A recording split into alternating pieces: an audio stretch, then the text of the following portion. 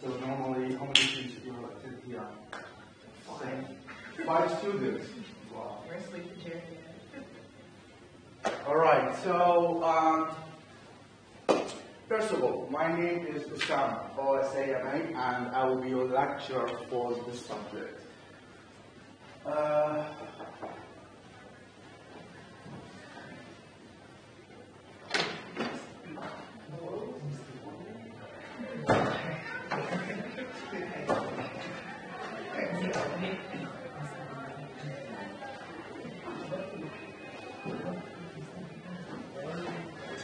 Alright, so my name is Osama and I will be your lecturer for this subject. As you know, Jeff actually got some tough problems, so he will not be able to continue lecturing this subject, so the faculty has assigned me to take all of his duties. Regarding the schedule for the subject, everything will stay the same in terms of the time, in terms of the lab session, everything will stay the same, except that the consultation times will be on Tuesday 4 to 6. Alright? It will be G201, which is in my lab, in my office. As you know, the consultation rooms nowadays actually have constructions, level 1. So hopefully within 2 weeks we'll be ready again. We'll move the consultation rooms to the level 1. Okay? So let me ask you please, how many lectures you have attended with Jeff? Just the first one? Just the first one. Okay. Because I have been told that I need to start from week 4. So that means you have no idea about lecture 2, lecture 3. Alright. Sorry? We've done the lab. Still, that's fine, but still we need to take as a lecture actually. However, we will try to find some time to cover these 2 lectures, but from this week we will continue from lecture 4. Alright? So, shall we start? Okay.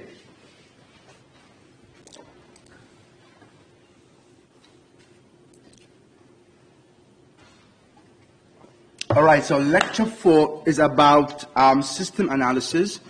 We will talk in this lecture about some technique called data flow diagrams.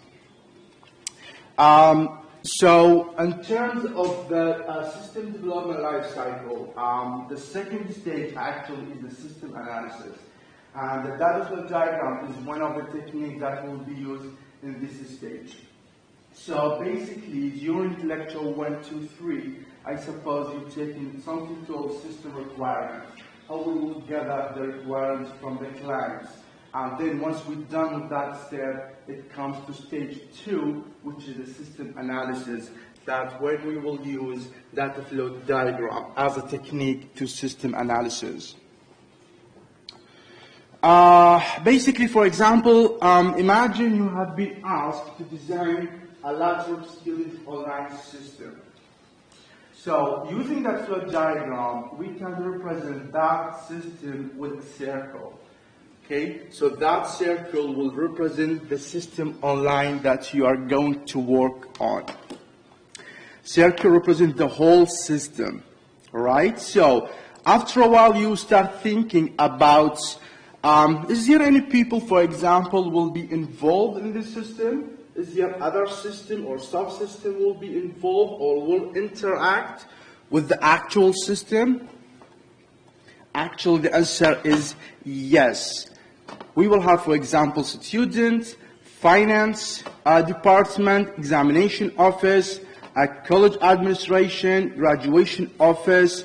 All these parts, we can call them as entities that will interact with the system. Then that actual figure shows how that entities will interact with the actual system, how the data will flow between those entities with the actual system.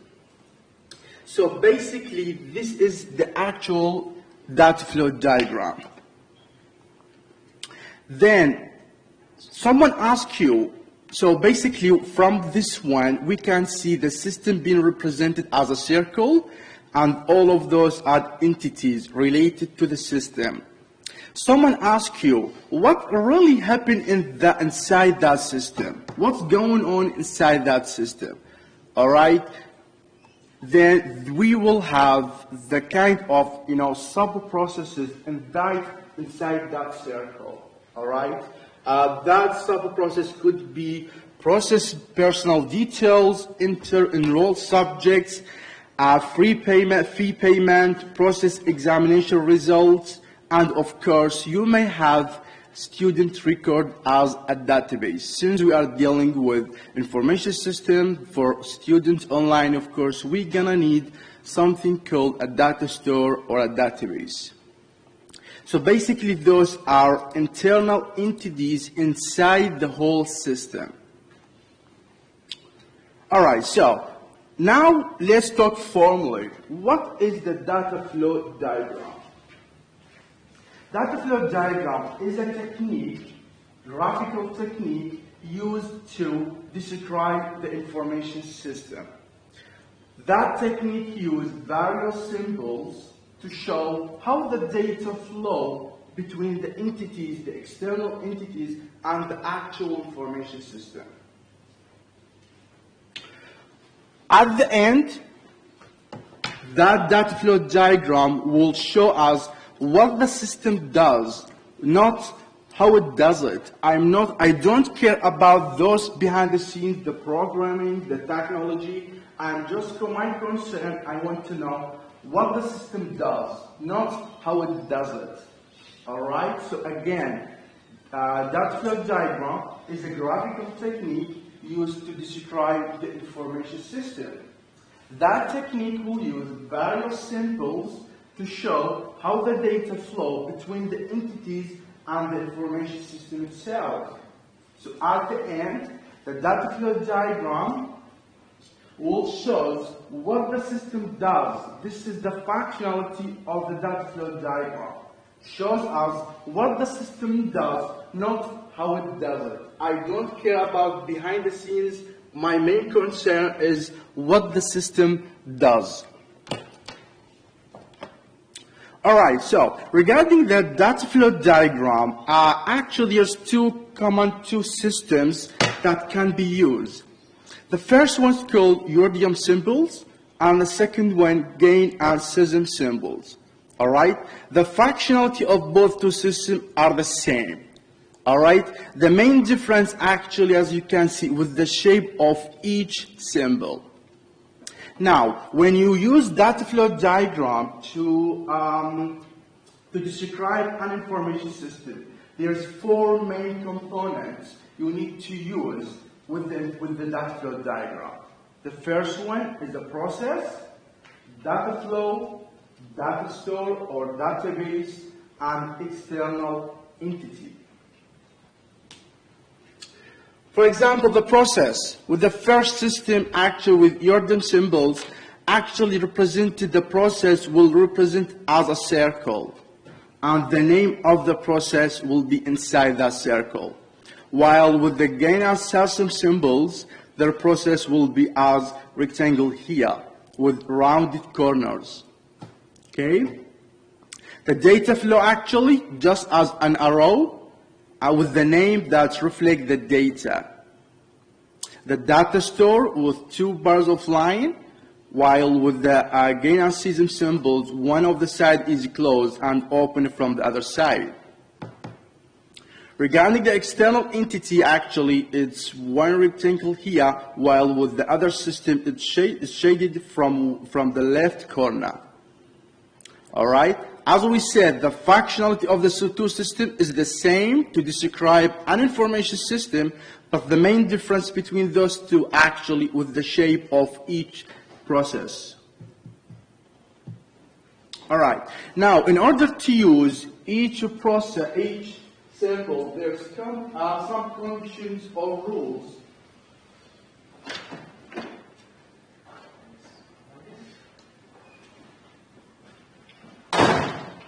So, in order to use each symbol, actually, there are some rules or conditions we need to keep in our mind. For example, A process. A process present, actually that's simple. A process. The main condition for this simple actually receives input data and produce outputs. We can't say this is a condition for this symbol, a process. We can highlight this one, sorry.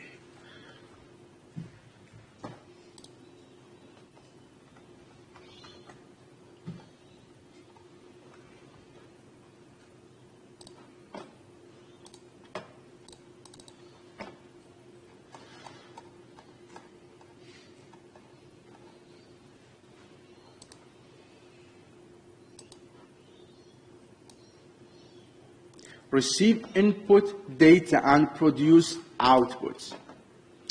Second, its name normally contains a verb, such as calculate, generate, apply.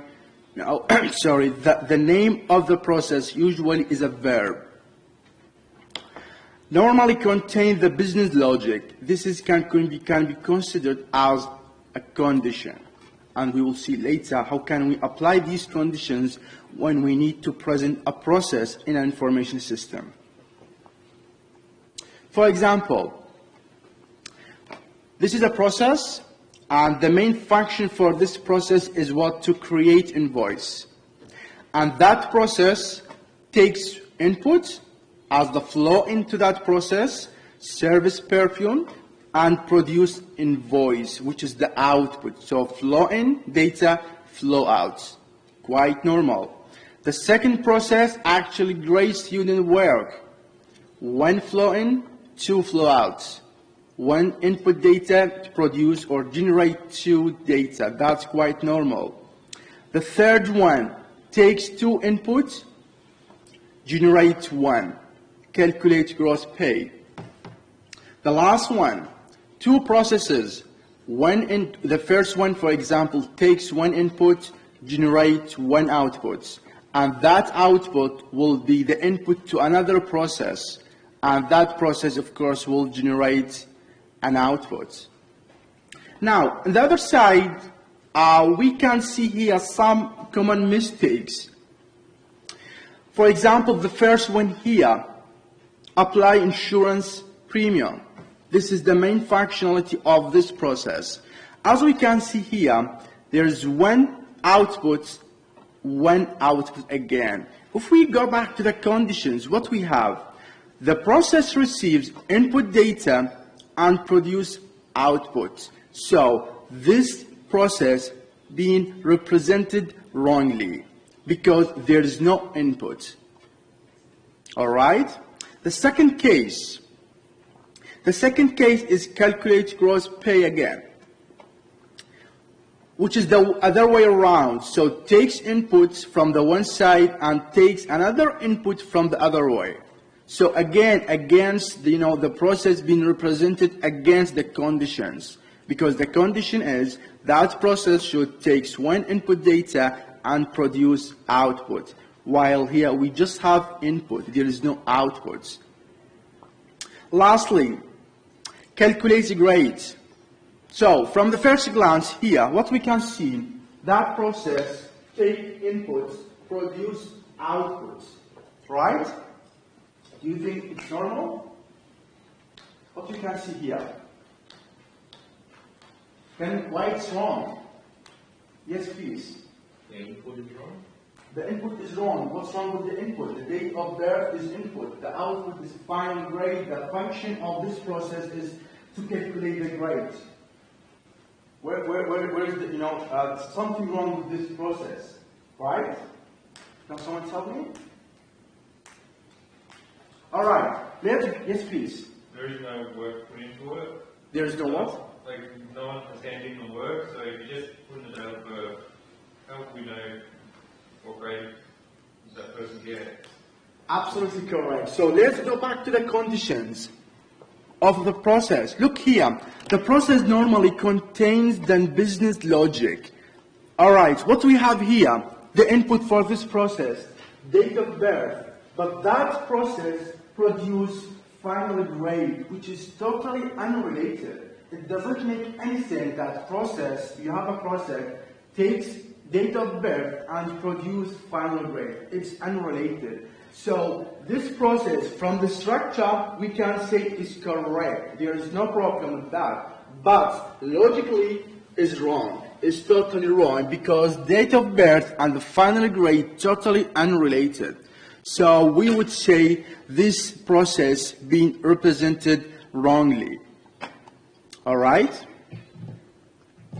Alright, so then we have the second symbols in data flow diagram, which is called the data flow. It's quite straightaway.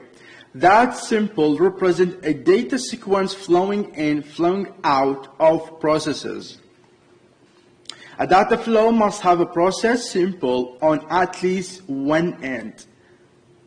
Alright, so we have a condition here. Its name normally contains nouns and objects only. So the data flow represented with one arrow and with the name will reflect the data.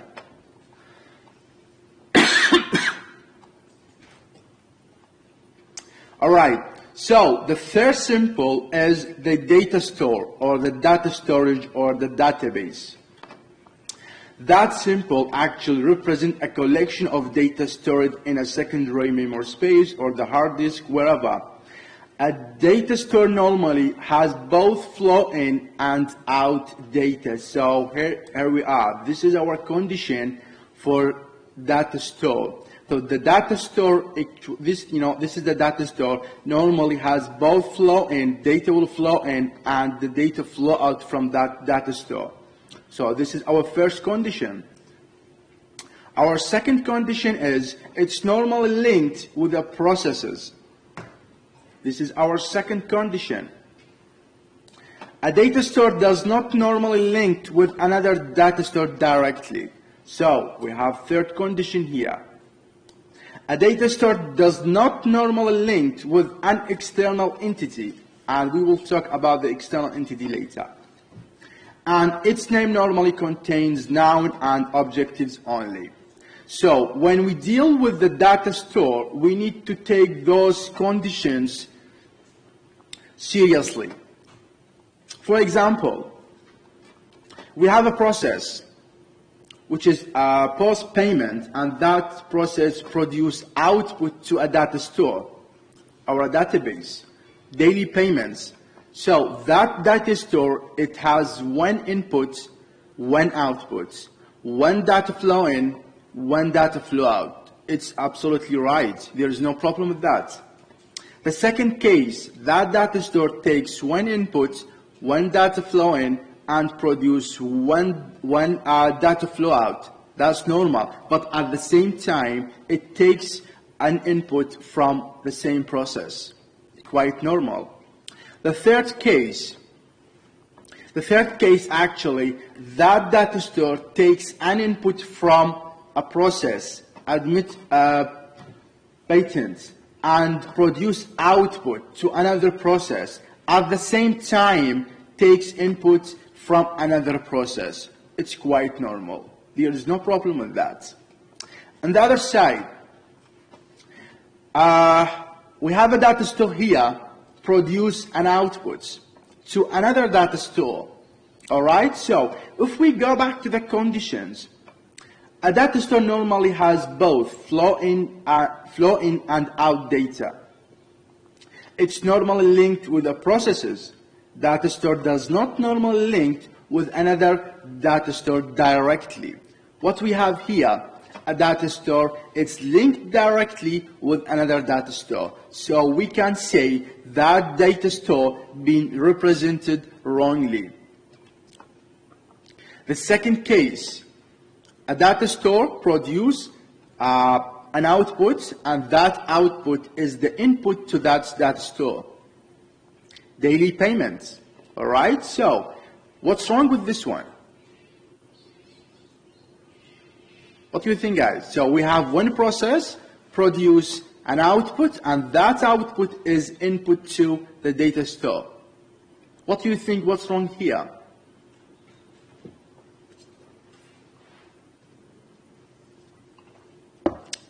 Do you have an idea? Sorry? Absolutely correct. Let's go back to the conditions. So, our first condition is, regarding a data store normally has both flow in and out data. But here, we have just in data. There is no out. So, the data just flowing into the data store, but there is no flow out data. So, we will say that data being represented wrongly. In that case, okay, we have a data store here. The output of that data store is the input to another process. All right? Which is the reverse of this case, of the second case. Here, it's a produce output, but there is no input. So we would say that data store being represented wrongly. All right?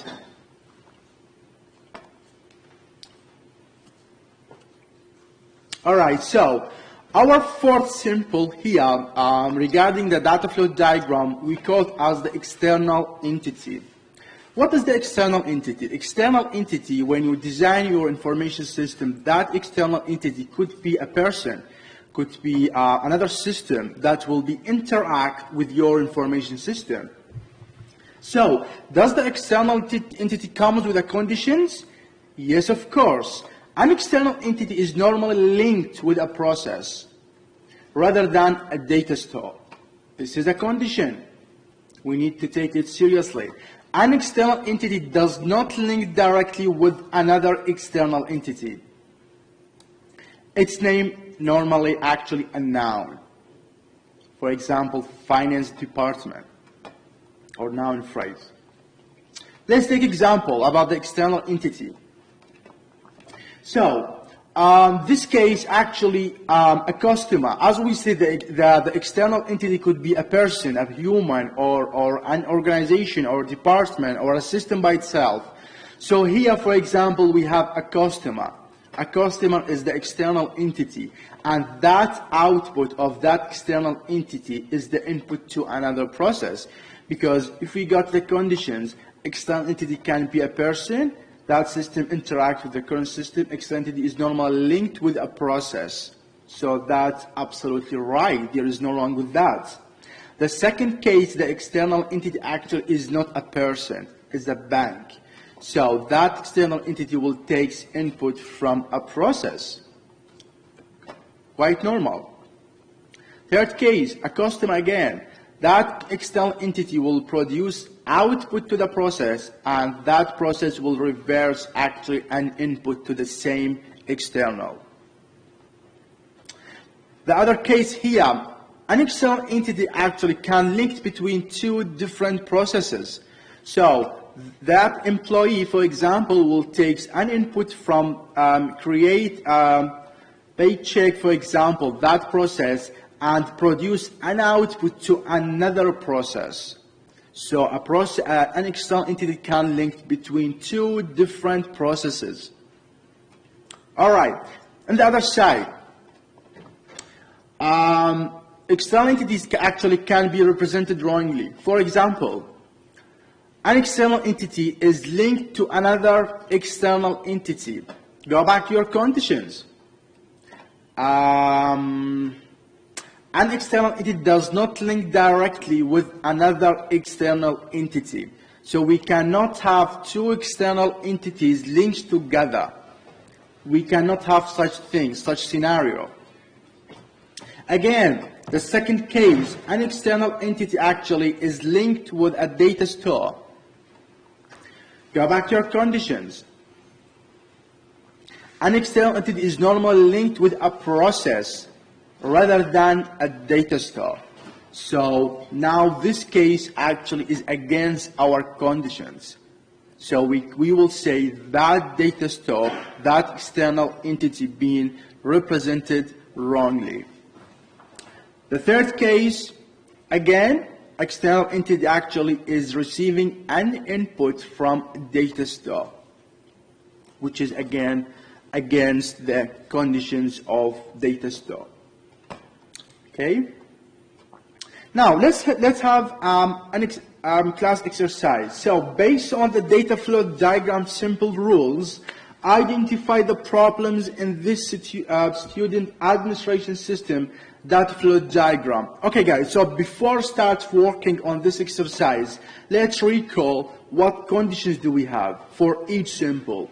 For example, for a process, what do we have here? A process should receive input data and produce outputs.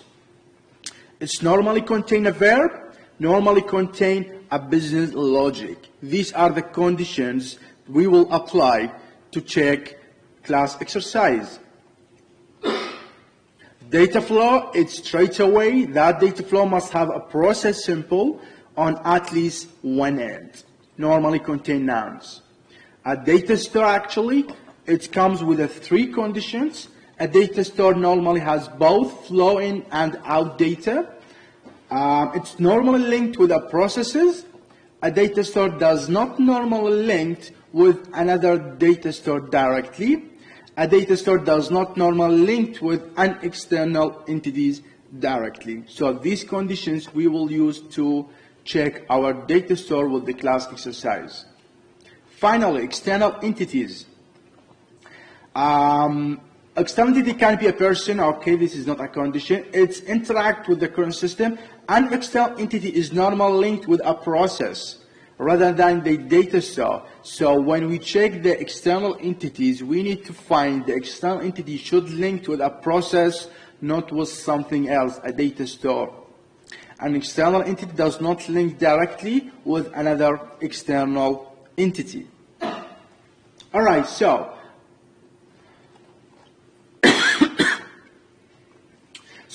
we have this data flow diagram, all right? So let's find the errors together. So let's take one by one. How many components? What are the main components for data flow diagram? Process plus the second one. The four main components for designing data flow diagram. Sorry? Data flow, so process, data flow plus data storage, exactly, the last one, external entities. So when we have such data flow diagram, we will look for those four components and we will check the conditions of each sample. Let's start with the first one. How many processes do we have here? 4. Absolutely correct. 1, 2, 3, 4 processes. So, recall the conditions in your mind. So, regarding the first process, what's wrong with that? Is this process being represented correctly? What do you think?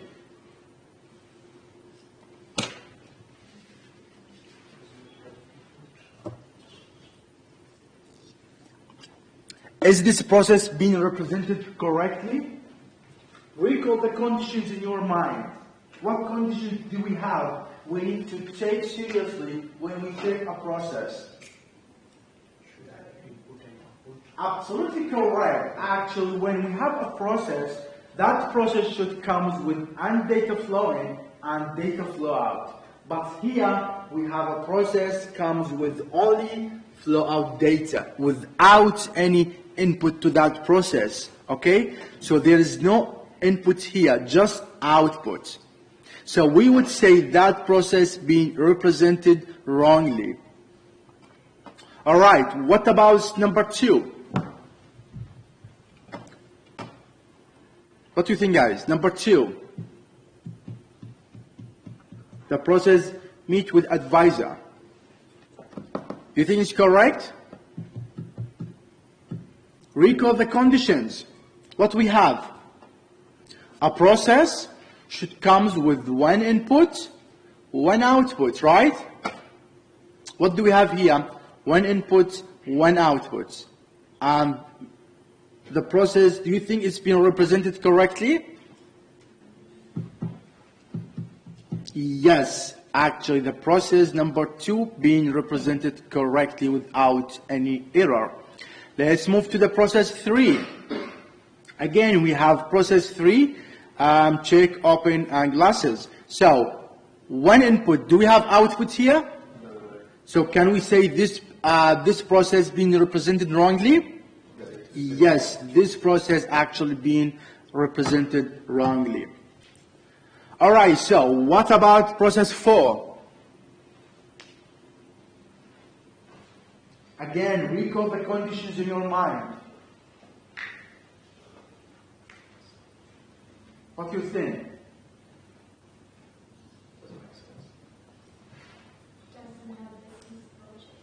Absolutely correct. Look to the structure of this process, process 4. That process takes one input, produce one output, right? And even the name is calculated rate is a verb. So structurally, the process being represented correctly. But against the last condition of a process about business logic, that process being represented logically wrong. Look here, that process will receive a student number and produce calculated grade, then produce a final grade, which is totally doesn't make any sense. So the input and the output are not related. So we would say that process being represented wrongly. All right, so we're done with all the processes here based on this data flow diagram. What is the second symbol do we have here? Data flow. Data flow actually is kind of straight away. So let's take, for example, the third one, the data storage. Okay, so we have two data store here. Do you think those two data store represented correctly? And why? Sorry? Yes, they are linked together. Again, against the data store conditions, and then that data store actually is linked to another external entity. All right, the data store should link with a process. So we would say that link is wrong. Okay. What else do we have? What about the external entities? Think is correct?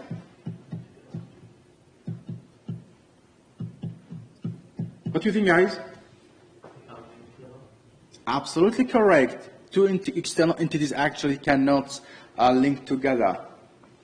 So, all right, so we have a problem here. We said with this process, actually the process takes, produce one input without any input. So we would say that process is wrong.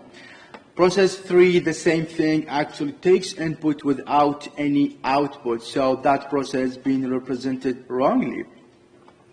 Again, the two data store actually based against our conditions for data store.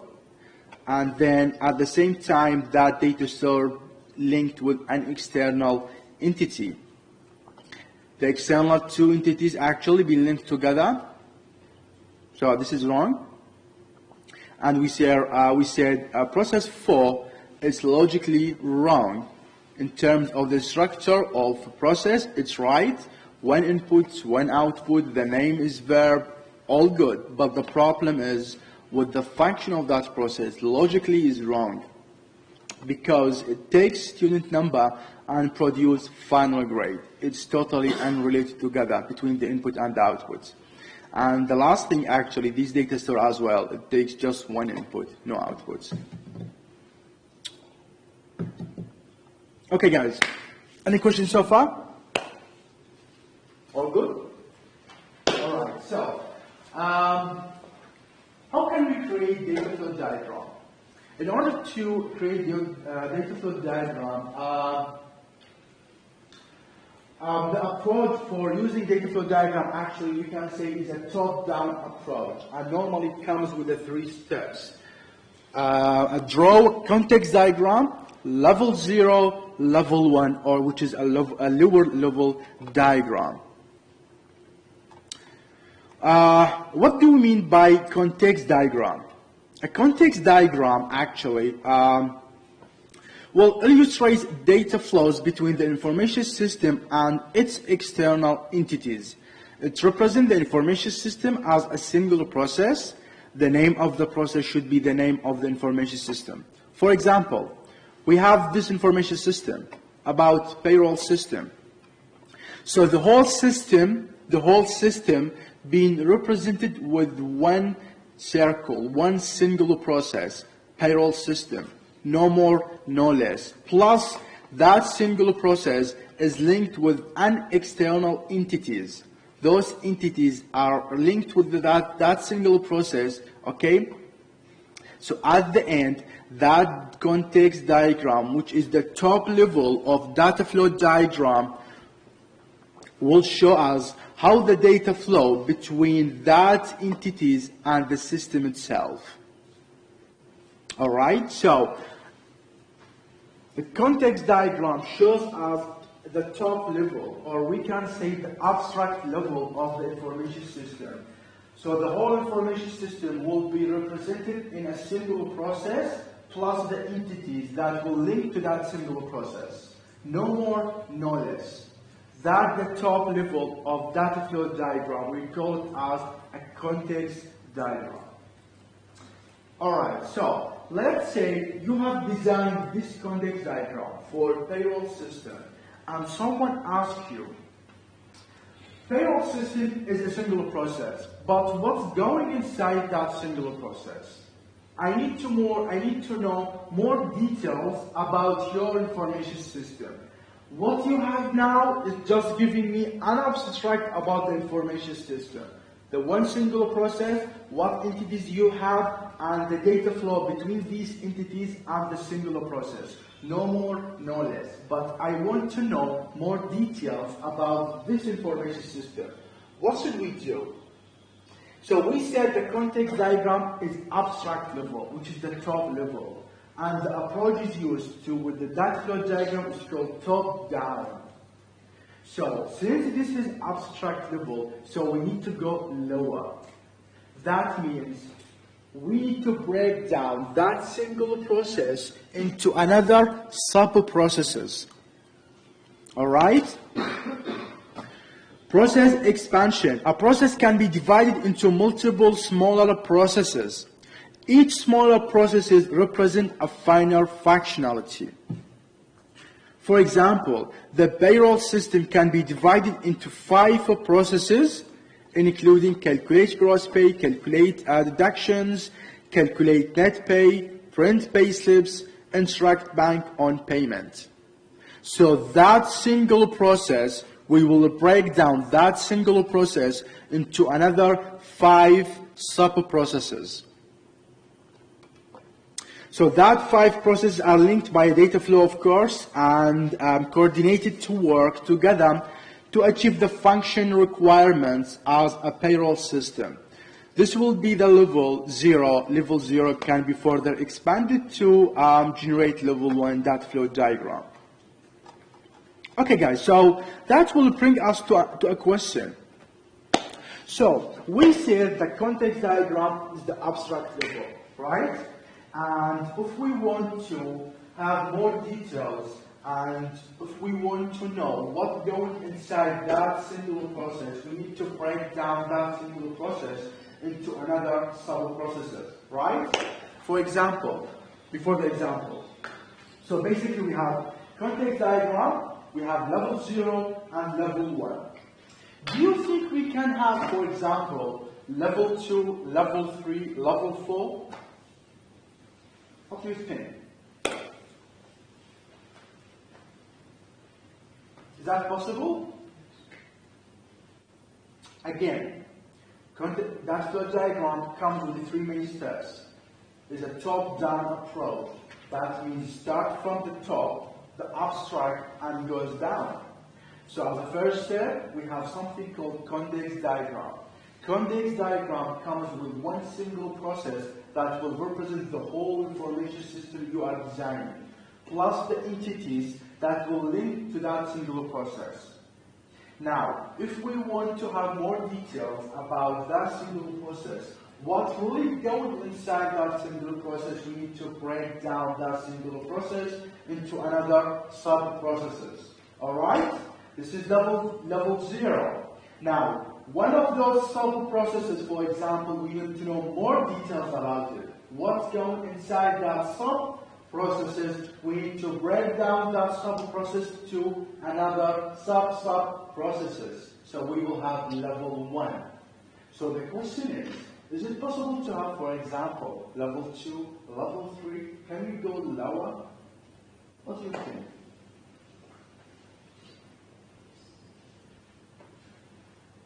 So, you are saying, is that possible?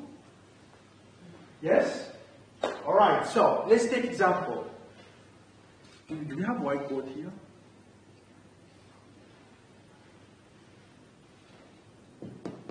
No.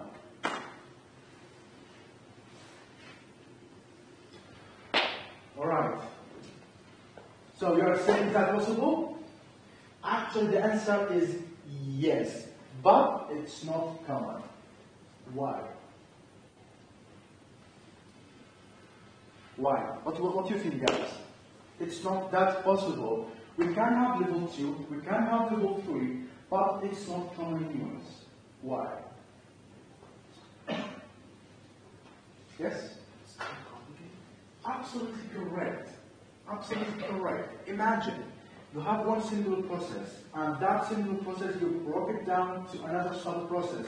Let's say 3 sub-processes, right? And then you have now level 0. And then you will take one of those single sub-process, you will break down to another sub-processes. What level we are now? Level 1. Now, you will take one of those sub-processes, you will break down again to sub-processes. What level we are now? Level 2. Again, continue. Take one of those sub-processes, break it down to sub-processes. So again, what we will see, the complexity of the information system will be so difficult to understand. And will be so difficult to compare with other model, with other information system. So the answer for such question is yes. We can have, we can go lower, but it's not common in use. So basically, we have 3 levels: context diagram, level 0, and level 1. All right. So we will pay more attention to those 3 levels. All right, guys? Any questions so far? Beautiful.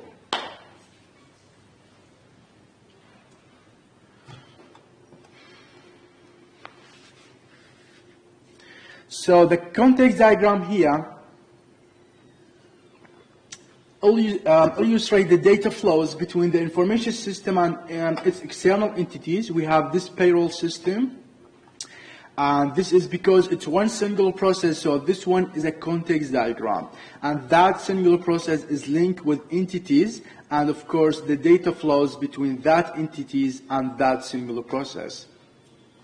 So for example, the payroll officer will send a pay period working hour to the system, and the system of course will return back the pay summary. The system itself will send the pay slips to the employee. And then the system actually will send the payment instruction to the bank. So this is the abstract level of an information system, payroll system. This is the abstract level, the top level. We call it as a context diagram. Now, as we said, in order to have more details about that single process, if someone asks us, what's going inside that single process? I want to know more details, all right? Is there any, for example, is there any processes working in that single process? So what I need to do, I need to break down that single process into another sub-processes. So the payroll system can be divided into 5 processes: calculate gross pay, calculate deductions, calculate net pay, print pay slip, and finally instruct bank on payment. So those are the sub-processes that divided from that single process.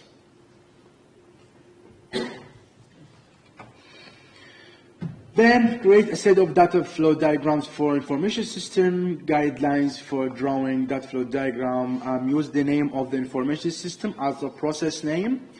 So look here, for example, the whole information system is about payroll system. So the name of the information system actually is the name of that single process. When using data flows to link processes, don't cross line, provide a unique name and reference number for each process. All right, so the example here. We have this, first of all, can someone tell me this one, which level of that flow diagram? And why?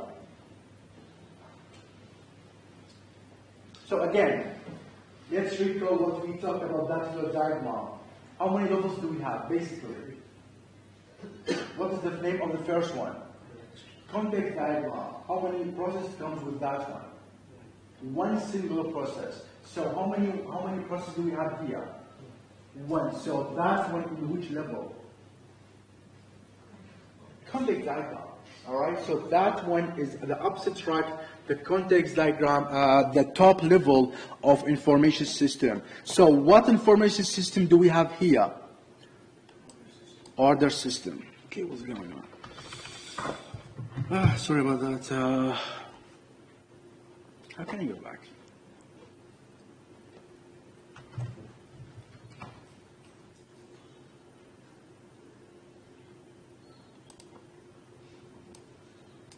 All right, cool.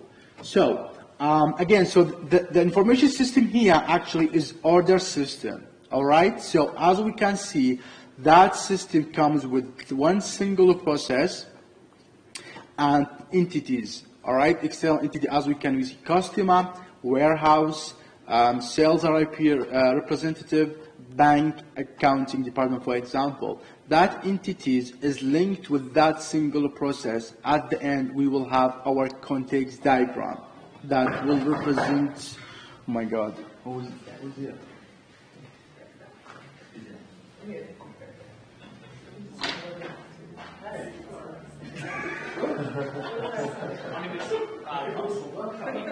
Welcome. Oh my God. All right. All right, so let's go back. So as we said, so now we have information system, order system being represented in our first top level of data flow diagram, which is the context diagram. Basically because it comes with one single process and entities linked to that single process. All right, so basically that when we have a customer here, of course the customer may order something, an item, for example, so that request goes to that information system. And that order may be rejected for any reason, so the system will return back a notice to the customer.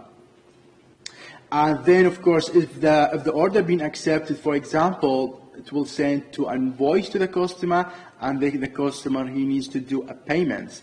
At the same time, that order will go to the warehouse to prepare that item. So that entity will return back a completed order to the system.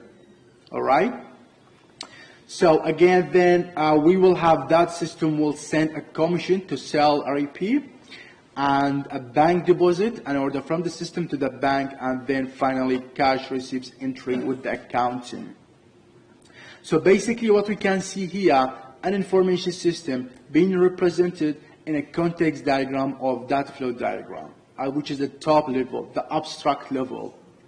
Now let's say draw level zero diagram is an exploded view of context diagram, parent and children diagram. All right, so if someone asks you, for example, let's say you were working on this information system, you came up with this context diagram, you did your presentation to the, for example, clients, for example, and one of the audience asks you, all right, what goes inside that system? Okay, from the top level, I got an idea about the system, how the data flows between the system, that single process, and the entities, but I need to know what going inside that system, that single process, what you would do. Absolutely easy. You need to break down, you need to show that person who asks you, you need what going inside that singular process. So what you need to do is that you break down that singular process into another processes. So we will have, from order system, we have 3 processes, all right? Full order, create invoice,